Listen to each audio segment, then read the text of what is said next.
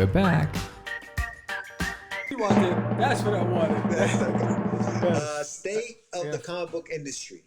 So I know that if you guys have been following us, Sam has done a great job of a new segment that we are putting together throughout the week before the big show. You call it Craze in less than 10, right? Craze in less than 10? The Craze in less than 10. Craze in less than 10. And I believe one of the episodes was about, the comic book industry and how a lot of comic book stores have been closing. Right. And we're going to talk about that. We're going to talk a little bit about that. I've been in contact with a couple of stores, just local stores that, I just messaged on Instagram just to see how they were doing, just to get a pulse for what's going on. So they're giving me a couple of updates and things like that. But yeah, it looks crazy, man. It looks crazy out there. Yeah. And then our guest will be Robert J. Sodaro. Yes. Is a freelance inker, editor, and computer graphics guy. He's been around the block for quite some time. He's done some stuff for just about everybody. So we're going to have him on the call on some good news with regards to the industry, and we'll talk about that in a second. But I pulled up an article. You can't see it. It's on Newsarama.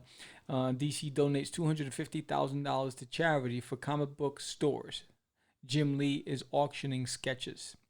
He's been doing them every day. Yeah. If you follow him on Instagram, follow Jim Lee on Instagram, and he's gotten a bunch of other artists to come in. So basically what he'll do is he'll post an image that he did. I don't know if you follow him. Mm-hmm. These things are sick. And then he just he auctions them. And he's a beast. Go to, he's an animal. He's a beast. It's like, the guy, it's like his style is just crazy. Yeah, no, he's insane. But he's made such a good living out of comic books that it's wonderful to know that he's done this, he's done that, and now he's giving back. You know, he's not just saying, well, I'm gonna do a print and send me some money for this. He's like, I don't even want the money. Whatever money's made, charity. That's amazing, and it's fantastic. For that. Yeah, I think it's fantastic because it's crazy to think that like distribution has halted until August right now, which is tentative. And then one of the things I noticed is that Alterna said, well, you know what?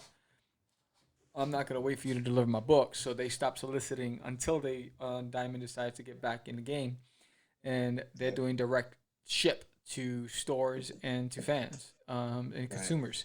And I thought that was smart of them because they basically said, we're not going to play victim to this. It's the circumstance doesn't have to be ours. Right, so there's always a solution. So I thought that was pretty cool. And then it seems like it's becoming a domino effect. You're starting to see a lot of people follow suit.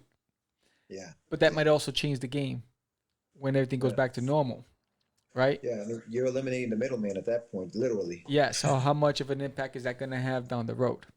Yeah. The thing is, and I read somewhere that. Well, actually, there was a New York Times article that spoke about that too, about the just the industry as a whole, and they were saying that some of the big names, Marvel, DC, they may just start going. They may start buying out these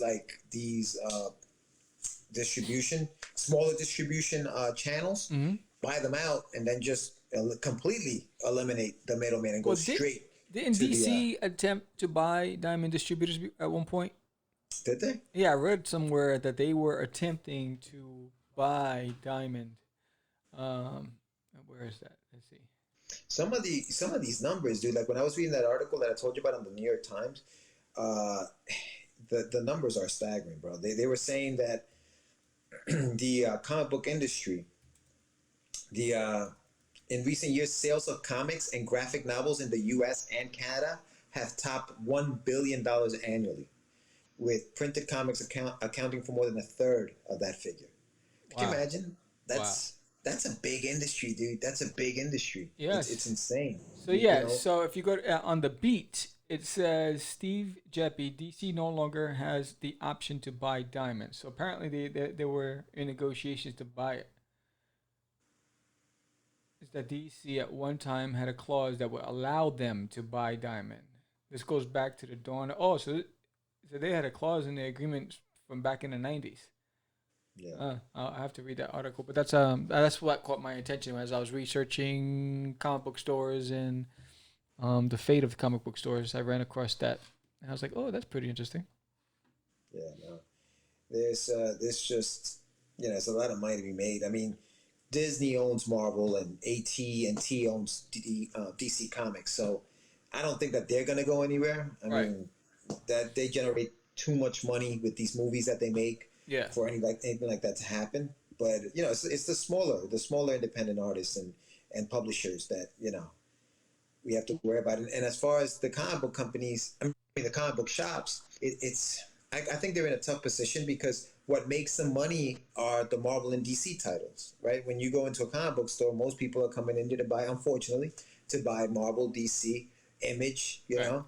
And if these guys aren't being distributed through Diamond, even though us little guys can get in the doors, and because I was able to send some of my books out to a comic book shop in Dallas, and they sold them on Facebook. They have a group where every Wednesday they go up on the group and they live stream what they have at the store, and then people just put their orders in online, which was kind of cool.